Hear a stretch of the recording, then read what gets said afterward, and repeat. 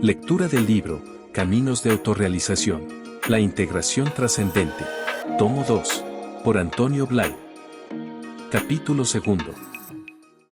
Resumen del capítulo anterior.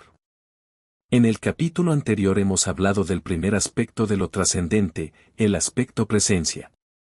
Decíamos que esta presencia abarca todo cuanto existe. No solo en el sentido de extensión en cuanto espacio, sino también, y sobre todo, en el sentido de proceso. La presencia divina es lo que está haciendo que el proceso tenga lugar.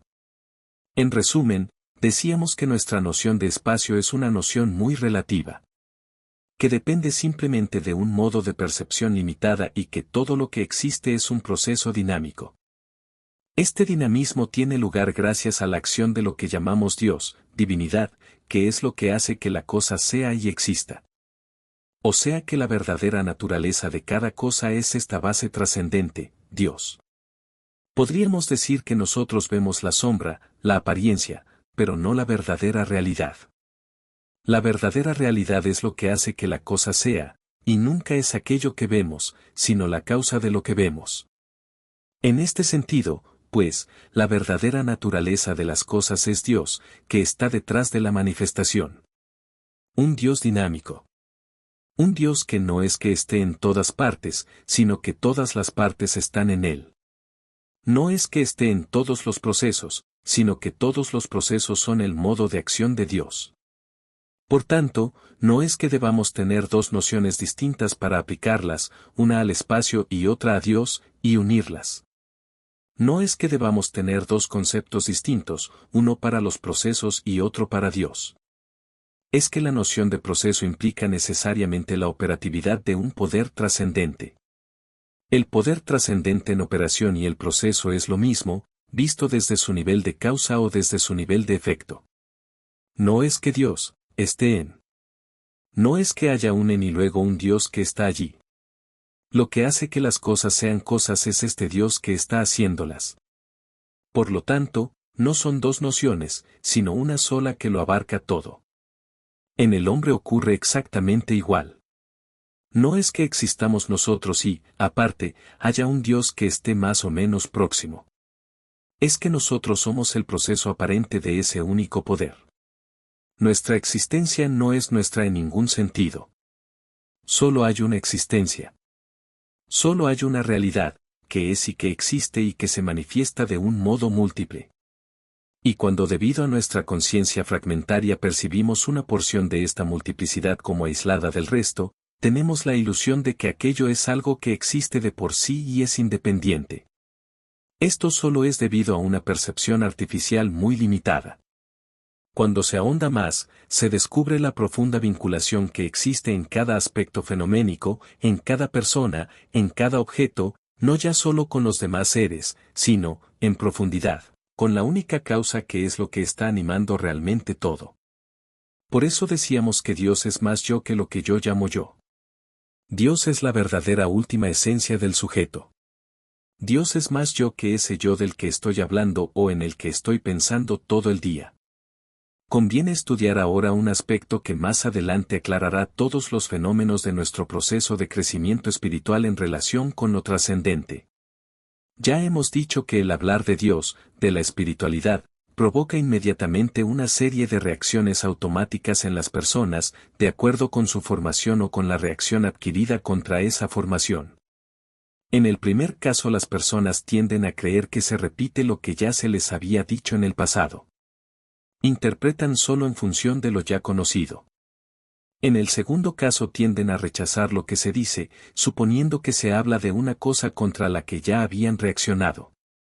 Ambos condicionamientos deben poder superarse si queremos descubrir algo nuevo, algo más auténtico. Contradicción aparente entre la bondad de Dios y la existencia del mal. Cuando decimos que lo trascendente se intuye no solo como lo que es real y base de cuanto existe en todos los aspectos, formas y situaciones, sino también en todos los procesos, es decir, en los procesos de pensar y sentir, en los procesos sociales, en los procesos económicos, geológicos y cosmológicos, surgen inmediatamente en nosotros una serie de dudas y problemas.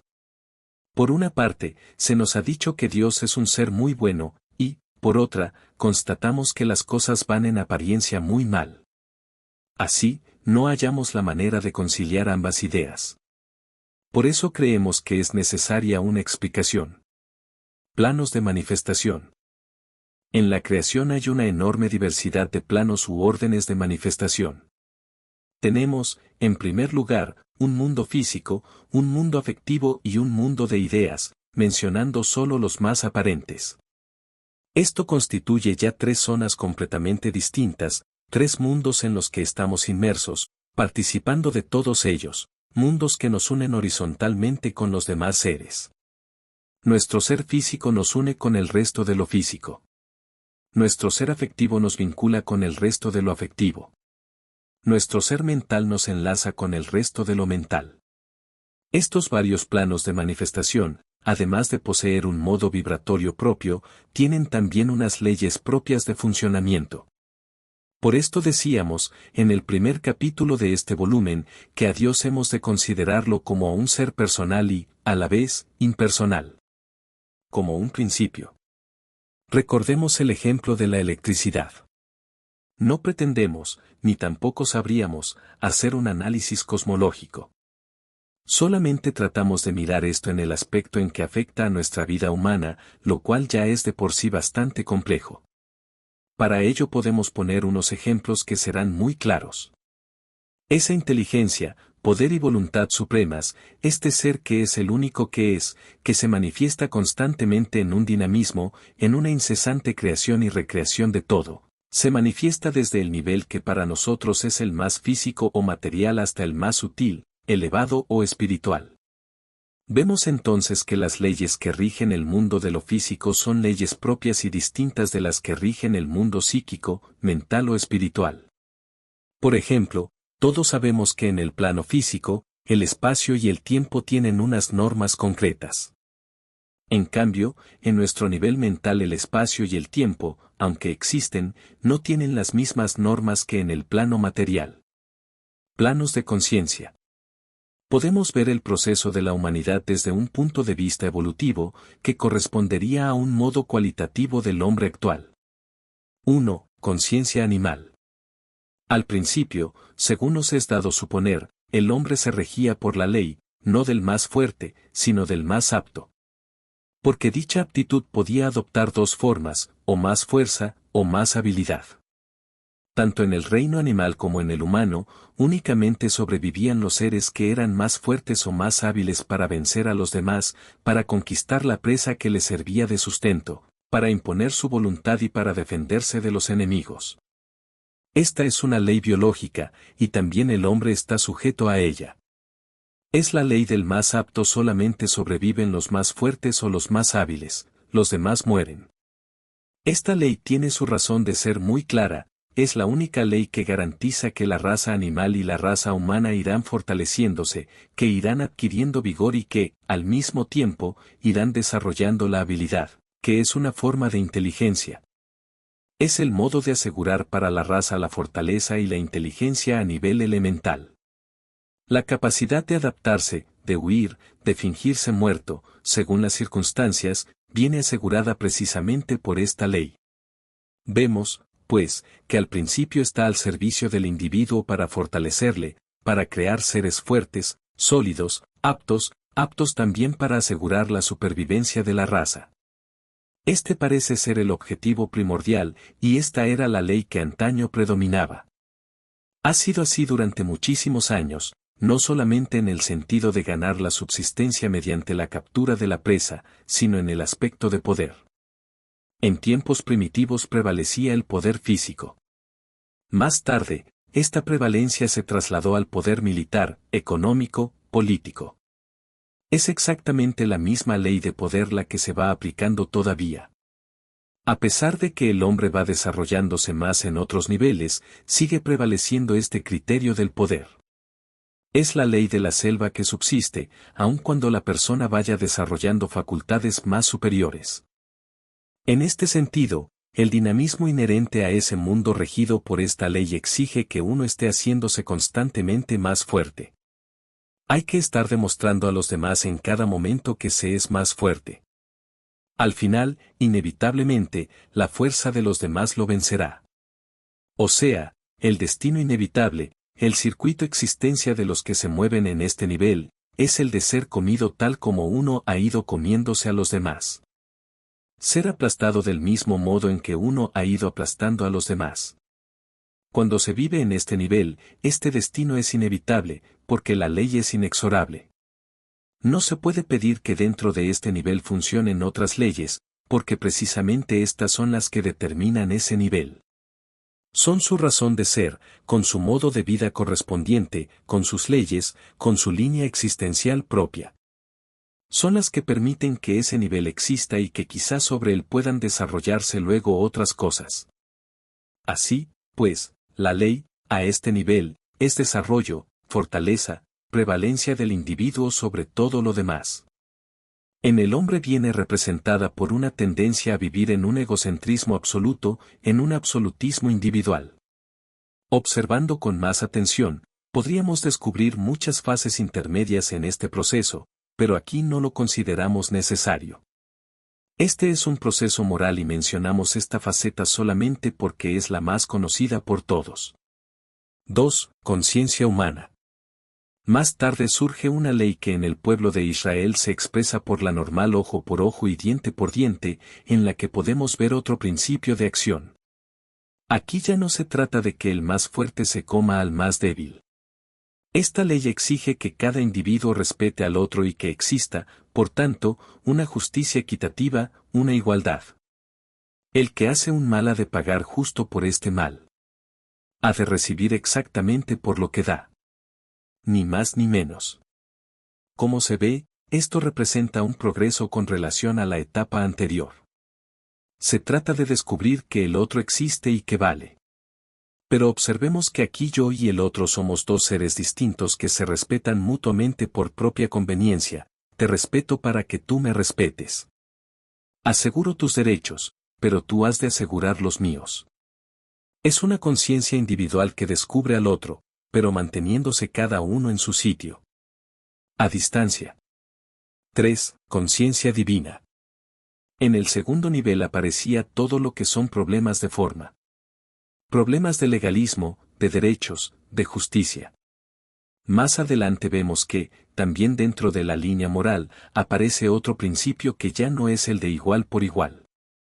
Encontramos a alguien que nos dice, perdonad a los enemigos, perdonadlos 70 veces 7, si os piden algo, dadles el doble, si os quitan algo, dadles también el resto. Vemos aquí una transposición, casi un giro completo.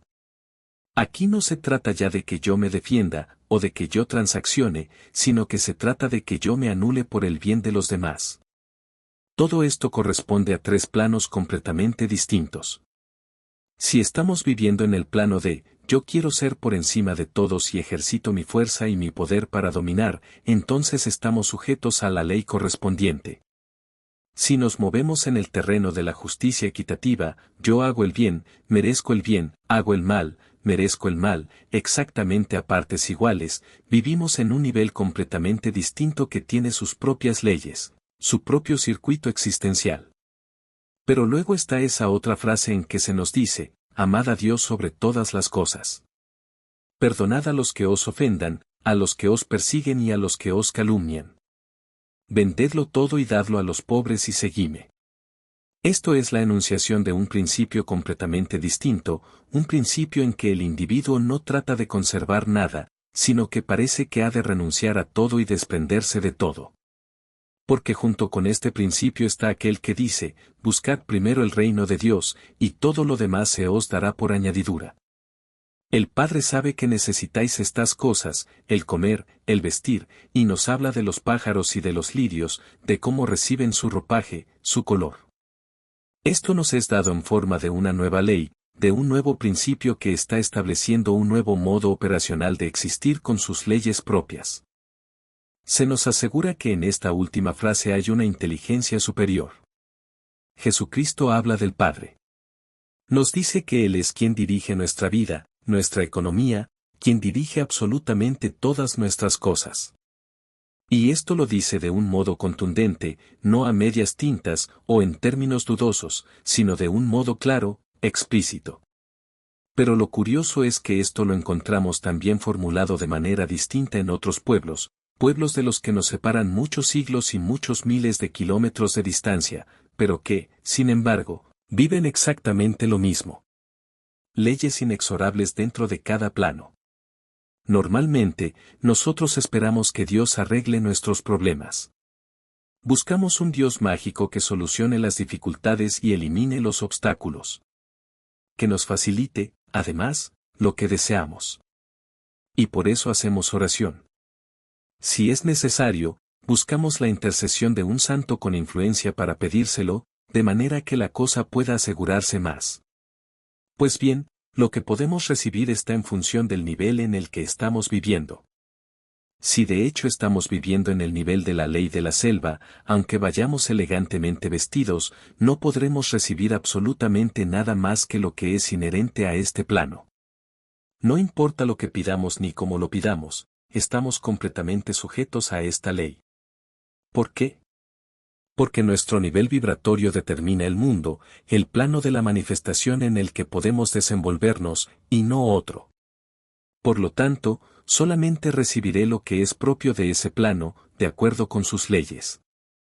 Si nos desenvolvemos en un plano de toma y daca, en un plano de igualdad, entonces no podemos pedir privilegios, porque solamente recibiremos aquello que sea producto de nuestro esfuerzo, absolutamente nada más. Aguardar otra cosa sería como esperar que todas las leyes universales se conmocionaran simplemente porque cada uno de nosotros desea algo distinto. La persona situada en un nivel no puede recibir nada que no corresponda a ese nivel.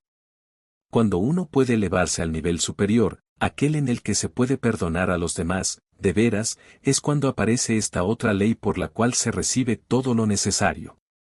La persona verá asegurada su subsistencia y todo lo que sea preciso, incluso lo que haya de decir y hacer en cada momento. Le están reservados lo que son dones del Espíritu Santo, una serie de capacidades de conocimientos, de estados interiores de felicidad, de discernimiento, de amor, de poder. El plano en que nos movemos realmente. ¿De qué depende que una persona esté en un estado u otro? El criterio es muy claro y nadie debería engañarse a este respecto. Para saber a qué nivel está uno, solamente tiene que preguntarse, yo, de veras, en mi vida, ¿de qué espero seguridad? ¿Cuál es la base en la que yo me encuentro seguro? ¿En el dinero que tengo? ¿En mi posición?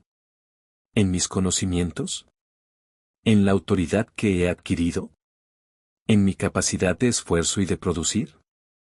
¿En mi capacidad de actuar socialmente y, por lo tanto, de recibir un producto de esto? ¿O en mi capacidad de darlo todo y esperarlo todo del que es el centro, el principio, el alfa y omega de todo? Cada uno puede formularse estas preguntas. No basta con que uno diga, creo en ese Dios tan fantástico que existe. Esto no sirve para nada. Lo único que tiene realmente valor es, en mi vida diaria, ¿en qué me apoyo? ¿En qué baso yo mi seguridad cotidiana, mi seguridad de cada momento? Quizá descubramos que, en muchos aspectos, estamos inmersos en la ley de la selva. En la ley de supervivencia a través de la fuerza. Aunque en otros aspectos seamos muy generosos o afectuosos, aunque hagamos sacrificios para ayudar a otras personas. ¿Qué actitud tengo yo hacia los débiles y cuál hacia los fuertes? Esto nos dará la medida de nuestra actitud hacia el poder, poder físico, económico, político, social, intelectual, etc. Mientras estemos pendientes de esta ley tendremos siempre una reacción desequilibrada, violenta, en relación con los débiles o con los fuertes. Sigámonos preguntándonos, ¿por qué quiero ser más fuerte, más importante? ¿Por qué quiero ser más? ¿Algo? ¿En qué medida ese querer ser más, algo, es sencillamente una demanda de realizar mi capacidad auténtica, o representa para mí un instrumento que utilizaré en relación con los demás? En la medida en que estemos utilizando el deseo de poder como un medio para dominar a los demás, en esta misma medida estamos todavía en la primitiva ley del más fuerte. Y mientras estemos sujetos a esa ley del más fuerte no podemos esperar que se produzcan en nosotros las leyes del nivel superior. Nadie puede recibir nada de un nivel distinto al que vive. Cada nivel tiene su exigencia propia. El nivel de la ley de la selva nos exige que desarrollemos fuerza, y nada podrá sustituir este desarrollo, este ser fuerte. El nivel de la justicia equitativa exige que reconozcamos a los demás y que ordenemos nuestra conducta teniendo en cuenta el bien de los demás. Que lo que antes guardábamos de un modo absolutista para nosotros, ahora hemos de repartirlo con los otros. Nada puede ahorrarnos el reconocimiento de este derecho, realidad e importancia de los demás. Amar a los demás como a uno mismo, y esto es una ley inexorable también. No podremos pasar al nivel superior hasta que cumplamos esto. No podremos recibir ninguno de los beneficios de un nivel superior si no cumplimos esto. Eficacia de la oración. Creemos que con esto empieza a verse más claro el por qué y en qué condiciones una persona puede vivir feliz, y puede esperar unos beneficios que se prometen a todo lo que es realización espiritual. Muchas personas están pidiendo en sus oraciones que se les libere de los problemas. Bien. En la medida en que los problemas son un medio para desarrollar capacidades concretas, en esta misma medida nunca la oración nos solucionará ningún problema, porque una ley, a nivel elemental, es que desarrollemos nuestras capacidades. Ocurre exactamente como con el niño pequeño que pide a su padre que le solucione los terribles problemas que le han puesto en el colegio. Si se trata de un padre consciente, nunca lo hará, porque nada debe hacerse para impedir que el niño desarrolle sus capacidades por sí mismo. Si nosotros tenemos problemas es porque estamos pendientes de unos valores determinados. Cuanto más acuciantes sean nuestros problemas, es que más importancia estamos dando a determinada situación, a que nos quieran, nos comprendan, etc. Estamos dependiendo de algo, estamos apoyando nuestra seguridad en algo. Por lo tanto, estamos en un nivel determinado. Y no podemos pedir que se nos solucione todo, porque ello no es propio de ese nivel. Ese nivel requiere trabajo y esfuerzo. Para solucionarlo todo hemos de subir de nivel. Hemos de ascender al plano de las enseñanzas de Cristo. Este nivel está demostrado no solo por él, sino por multitud de personas de todos los siglos y tradiciones. Este ascenso es paralelo al trabajo interior. Es un proceso de evolución de la conciencia. Cuanto más está la conciencia identificada con el yo personal, más tendemos a vivir en el primer nivel, el del más fuerte. A medida que vamos identificándonos con el mundo de las cosas estamos pasando más o menos por la segunda fase, la ley de la justicia equitativa, en la que hemos de llegar a madurar, a perfeccionarnos. Cuando, finalmente, nuestra conciencia descubre que lo único real no es nuestro yo, como ser absoluto, con todo lo demás subordinado a él, cuando no estamos ya, en relación con nosotros, sosteniéndonos mutua y equitativamente, cuando descubrimos que hay una realidad que está por encima de nosotros, realidad que sostiene, mantiene y dirige todo, cuando esto se realiza como descubrimiento interior, entonces es cierto que se produce esta protección. Se produce esta sustitución del yo personal por el yo divino. En todos los planos existe una providencia, pero en cada uno de ellos la providencia se ajusta a sus leyes propias. Es absurdo pretender cambiar determinadas cosas de nivel. Va en contra de la misma razón de ser de cada nivel. Creemos que esto aclara la discordia sobre si existe o no un poder superior, y sobre si este poder superior es capaz de actuar en lo inferior y en qué medida son contestadas las oraciones. Depende básicamente de la capacidad de contacto interior que tengamos. Capacidad de contacto quiere decir poder situar nuestra noción clara de conciencia, de yo, en el punto más alto, donde Dios es Dios, donde lo real es real.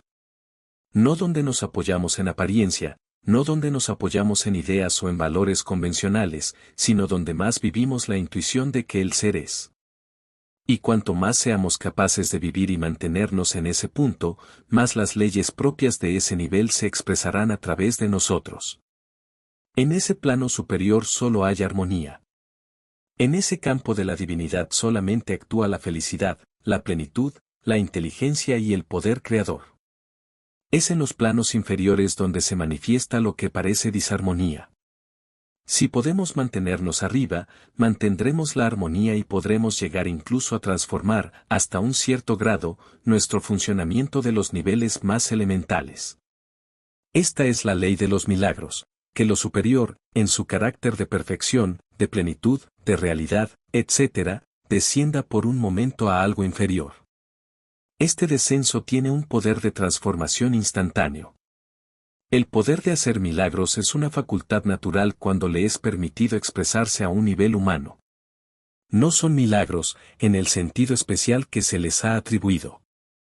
Son intervenciones de unas leyes superiores que modifican las leyes habituales de otro plano. No se necesita ningún poder personal para esto. Lo único que se requiere es poder establecer un contacto con la conciencia de ese nivel superior y mantenerse allí. Entonces esa misma conciencia es el vehículo de descenso y de irradiación de esas fuerzas superiores. Preguntas.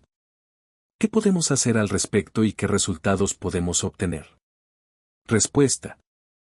Hemos hecho hasta ahora simplemente un esquema que nos permitirá situarnos en lo que ha de ser el trabajo interior. Nos enseña también cómo los resultados pueden ser diferentes según las personas, no porque exista un favoritismo, sino porque la divinidad actúa exactamente desde este ángulo como un principio impersonal. Depende siempre de nuestra capacidad de conectarnos con esa divinidad. En la medida que podemos establecer este contacto, que es algo muy concreto, muy definido, en esa misma medida se producen los resultados, de la misma manera que no basta tener mucha voluntad para poner en marcha cualquier aparato eléctrico, sino que hemos de conseguir encontrar la conexión y enchufarlo. Para recibir lo que es de orden superior necesitamos conectarnos con ese orden superior. No es que alguna vez no pueda producirse un testimonio, algo que se trasluzca desde lo superior al plano inferior. Creemos que esto ocurre, pero la ley es que, de un modo regular, los resultados dependan de la capacidad de contacto y del nivel que nuestra conciencia viva. Sin este contacto no se pueden esperar estos resultados. Y esto conviene verlo muy claro. Es una verdadera ciencia, una verdadera técnica. Sigue siendo cierto que los resultados de la oración no dependen de nosotros. Son cosas que se nos dan. Pero se nos dan simplemente porque movilizamos los medios adecuados, la actitud para recibir. Utilizando un lenguaje religioso, podríamos decir, Dios lo ha dado todo desde la eternidad. Dios se está dando a sí mismo del todo. No se trata, pues, de que Dios alargue un poco más la mano y nos dé ahora algo extra. Dios está todo Él en expresión. Depende de nuestra capacidad de sintonización el que asimilemos más o menos, el que recibamos más o menos, el que Él exprese, a través nuestro, su naturaleza, con todos sus estados interiores y todo lo que ello comporta. Y esto es un principio preciso. ¿Cómo puede haber perfección en un asesinato, por ejemplo? Respuesta. Dios es la perfección, y un asesinato puede ser la expresión de la perfección, aunque a un nivel de la ley de la selva. Dentro de este nivel, el asesinato puede ser algo estupendo. Aunque ello suene mal, es así. Vemos cómo los hombres primitivos tenían que defenderse de todo. No solo defenderse, sino prevalecer.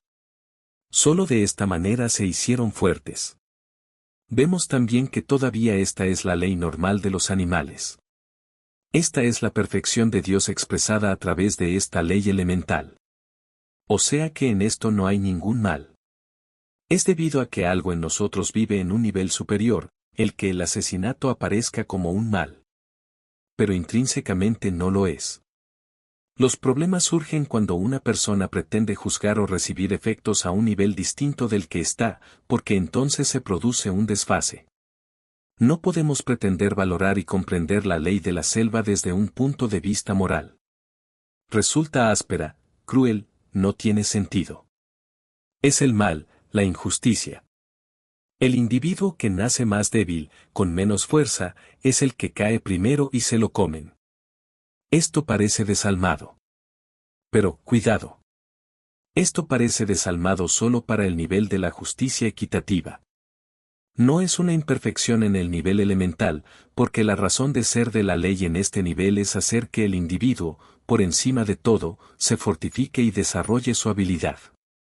Este es el bien supremo y todo está subordinado a este bien. Es un error aplicar un criterio moral perteneciente a otro nivel para juzgarlo. Por eso a nivel humano nos repugna un crimen como nos repugna un abuso de poder. Los humanos estamos viviendo, más o menos, en el segundo nivel del que hablábamos. De ahí que consideremos como algo bárbaro lo del primer nivel. Por contra, encontramos como algo utópico, fantasioso, todo lo relativo al tercer nivel, aquel en el que Dios lo hace todo. Dios es quien nos ha de vestir, quien nos ha de alimentar, quien nos ha de hacer actuar. Esto nos parece una fantasía. ¿Por qué? Porque la ley de este segundo nivel es que desarrollemos mutuamente una conciencia objetiva de nosotros como unidad funcional y que aprendamos a realizar una interacción productiva. Como esta es la ley operante en ese nivel, todo lo vivimos según estos valores, y, por lo tanto, lo superior nos parece fantasioso y lo inferior demasiado bárbaro. Un día pasaremos de nivel y nos daremos cuenta de que aquello estaba bien, pero que ya no tiene sentido. Yo en mi sitio y tú en el tuyo. Cuidado con lo mío, cuidado con lo tuyo. No decir nada que pueda molestarte. Molestarme yo por cualquier cosa que puedas decir. Todo eso nos parecerá sumamente bárbaro. Tan bárbaro como ahora nos parece el hecho de que el fuerte abuse del débil. ¿Entonces hemos de dejarnos llevar por el instinto? Respuesta. No solamente por el instinto. Los instintos actúan en todos los niveles. El instinto no es nada más que la inteligencia funcionando a través de un nivel, la inteligencia única, suprema, expresándose a través de un nivel biológico. Y lo que llamamos segundo nivel es la misma inteligencia, expresándose a través de un nivel mental, racional. Y, luego, en otro nivel existe otro modo de conocer que es la misma inteligencia, pero que puede expresarse de un modo más directo. Es el nivel de la evidencia intuitiva constante. Es siempre la misma inteligencia, que se expresa de modos distintos según el nivel de su manifestación. Ocurre lo mismo en el amor. Opera en todos los planos, desde el más elemental hasta el más superior. Solo que se está expresando en un plano distinto, porque el nivel es distinto. Como igualmente es el mismo poder aquel que se expresa a través de cada cosa, según los modos y leyes propios de cada nivel. Al principio, el yo personal lo absorbía todo. Después, el yo pasa por entre el yo y el tú. Al final solo queda una realidad dentro de la cual estamos todos. Para ascender a un nivel superior, ¿es necesario estar limpio de faltas en el inmediato inferior? Respuesta. Para subir a un plano superior no es necesario haber liquidado todas las cuentas del nivel inferior. Esto es algo extraordinario, maravilloso, de lo cual hablaremos más adelante. Existe una cosa que se llama redención. Parece raro que hablemos aquí de redención, ya que no solemos expresarnos en términos cristianos. No obstante, ya veremos cómo esta palabra tiene un sentido muchísimo más amplio que el que estamos acostumbrados a interpretar. Existe la redención, como en Oriente existe lo que llaman la liquidación del karma. El perdón de los pecados es precisamente esto. Cuando somos capaces de perdonar, cuando liberamos del karma a los demás, quedamos liberados de nuestro karma, es decir, de esa ley de causa y efecto. Cuando subimos al nivel superior, se borran todos los condicionamientos. Y es porque existe esa posibilidad de subir y porque esa posibilidad trae consigo una transformación que parece milagrosa, con efectos incluso en el orden material, con efectos sobre todo lo que son estructuras de la personalidad, en el orden fisiológico, mental o afectivo, por lo que se puede hablar de una auténtica redención. Es lo superior que ilumina algo que estaba oscuro, que elimina lo que estaba cargado. Esa redención se está haciendo en todo momento. Podemos beneficiarnos constantemente de ella, porque lo que se habla en lenguaje cristiano acerca de Jesucristo como Hijo de Dios y Redentor, es el Verbo, y el Verbo es esto que estábamos diciendo, la luz que ilumina a todos los hombres, la vida de la vida, el alma que está dentro de todo. Mediante la apertura y contacto con lo que es esta alma central, su luz se derrama, se esparce por todo el resto de la personalidad. A medida que le dejamos paso libre, lo va transformando, iluminando, redimiendo todo. Redimir quiere decir curar. Curar enfermedades, ignorancias, errores, y capacitar, al mismo tiempo, para ser expresión de luz, de paz, de felicidad. Es una redención real, aquí y ahora, una redención experimental. Lo que se habla del Cristo histórico es un aspecto, un modo temporal de expresar esta verdad, que es instantánea porque es eterna. Es la relación que hay entre el centro y la periferia,